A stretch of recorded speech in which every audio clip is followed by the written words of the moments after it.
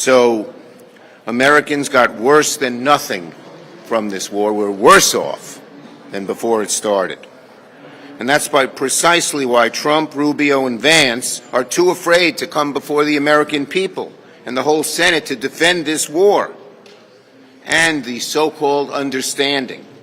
Instead, Trump only will talk to Senate Republicans behind closed doors, and from what it looks like, that ain't going to be pretty. Got to get it the right way. For joining us today.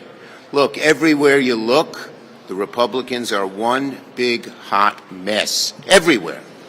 So many different things. Donald Trump's agenda of cost, chaos, corruption is terrible for America, and it's despised by the American people. Look at this failed and reckless war. What did Americans get out of the last 100 days of this war? Well, a $100 billion bill, 13 lives lost, 500 people injured, gas prices up, inflation up. Iran, they're the big winners. Trump was such a poor negotiator, they just took him to the cleaners. $300 billion fund, sanctions relief, more control over Hormuz than he had before it started, and a more radical, emboldened regime. That's not strength, it's surrender. So Americans got worse than nothing from this war. We're worse off than before it started. And that's precisely why Trump, Rubio, and Vance are too afraid to come before the American people and the whole Senate to defend this war and the so-called understanding.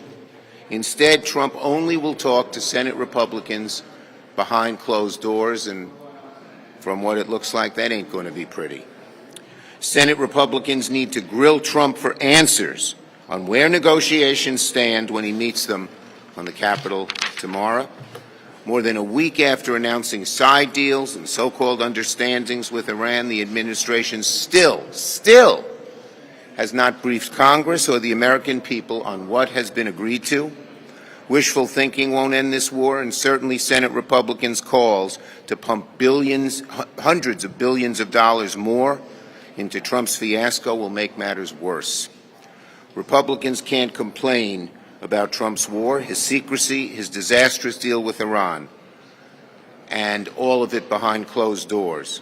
But the only way to ensure this war ends once and for all is for Republicans to act, to join us in voting to end this war. Any minute now, we're once again going to put Republicans on record on whether they want Trump's disastrous war to continue by forcing a vote on the Iran War Powers Resolution for the first time. We have forced this fight on the floor again and again and again for more than 100 days because only Congress has the power to take our nation to war, not Trump alone. Republicans need to support our War Powers Resolution. We're just one vote short. And they need to hold Trump's feet to the fire in their meeting tomorrow. Senator Klobuchar.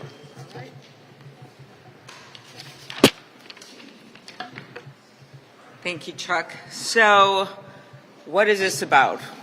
The administration, according to the Association Press today, because we've been trying to figure out how much this war costs, has spent somewhere in the neighborhood of $80 billion. That's an AP report. Maybe a bit less, maybe a bit more. That's a lot of money. You add that to the $70 billion they just put out in extra funding to ICE, that would be $150 billion. This is not where Americans are right now. This is not what they want them to be spending their money on. What do they care about? Well, inflation is eating up any wage increase that they have. This month's inflation report showed inflation up 4.2%, another record high under President Trump. There was just a recent report by NPR and PBS, a poll showing that 49% of Americans aren't taking a summer vacation for one reason, and that's because they can't afford it. That's a lot of people. So what should we be doing with this kind of money? Well, the first is something we actually did thanks to leadership, thanks to Senator Warren, Senator Scott, and others, is housing.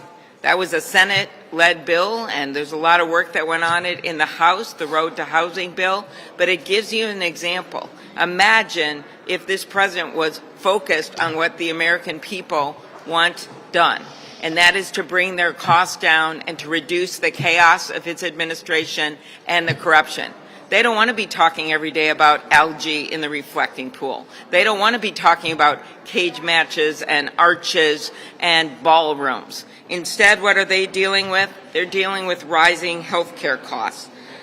New polling from Gallup, fewer than half of Americans could afford quality health care last year. More than 4 in 10 already carry medical debt. So what did they do? They refused to extend the tax credits for the Affordable Care Act. You know what that has meant? A bunch of Americans, millions of people, have had to lose their coverage. Just that one decision. He literally sent money to Argentina, the same amount of money as would have been spent on a year of Affordable Care Act tax credits. These are misplaced priorities. Instead of the $80 billion estimated on this war, we could extend those health care premium tax cuts for 2 more years. Another thing Americans want us to focus on, child care. 80% say the ability to find or afford child care is a major problem. Senate Democrats have come out with a plan to bring down child care costs, to actually do something about this. But what is President Trump talking about? His reflecting pool, his name on the Kennedy Center.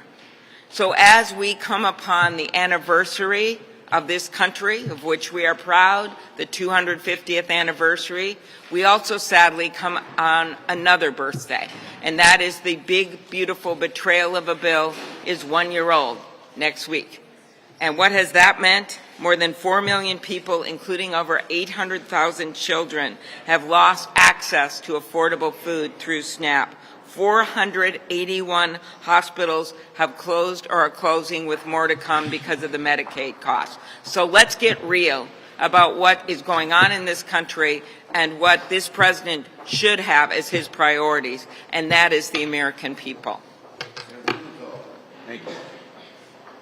Thank you. To the American people, this administration has constantly concealed and lowballed the costs of this war.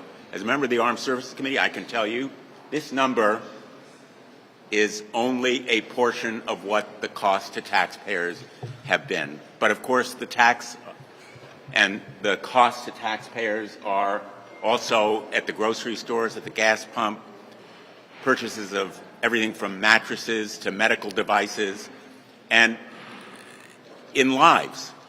It isn't only Americans who have lost their lives. There are thousands of Iranians who have been buried.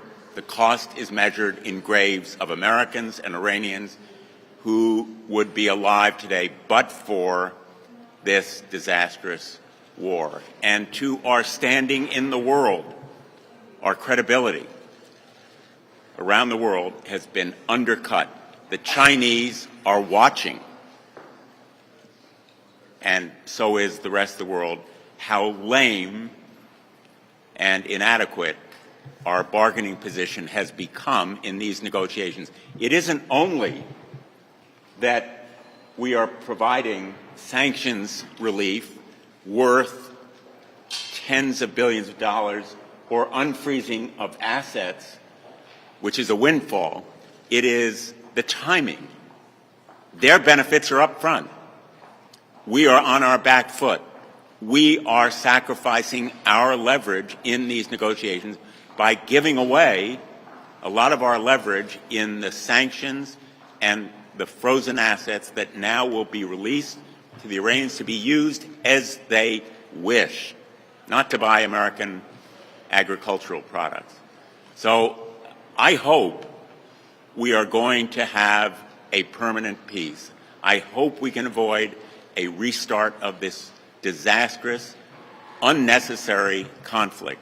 But it will depend on smart, strategic negotiations and on a determination to have peace, not imaginary or magical thinking.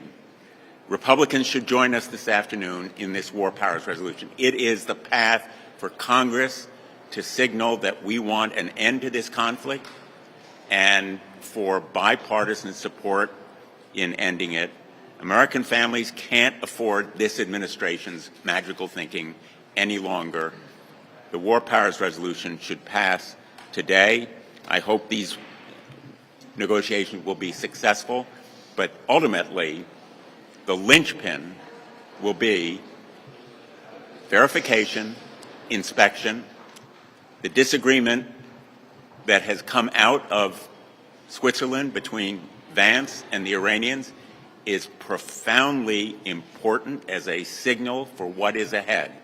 Because if the Iranians don't allow ironclad, airtight inspection, there will be no agreement, and any agreement should come to Congress. Thank you. Leader Schumer. Good afternoon. Thank you. Republicans contend that the Save America Act is popular with the public here. Do you worry that they could try to boomerang this on some of your vulnerable members by saying that you're not for this